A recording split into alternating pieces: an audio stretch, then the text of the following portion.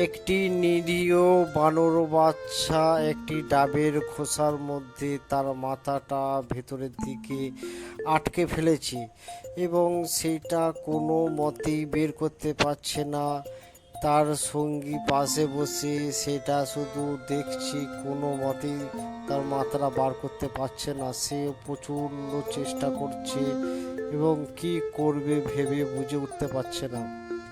তার সঙ্গী প্রচুর অস্থির হয়ে পড়েছে যে তার সঙ্গিনীর বাচ্চাটার মাথাটা কোনো মতেই বার করা যাচ্ছে না।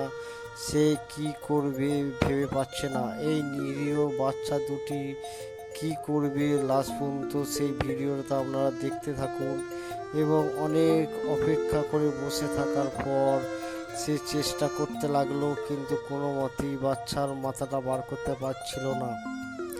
লাস্টে নিজের চেষ্টায় বাচ্চাটা মাথাটা বার করলো এবং দেখুন কত সুন্দর লাগছে এই ভিডিওটা দেখতে, এবং সে নিষ্পাপ বাচ্চাটা মুক্তি পেয়ে গেল।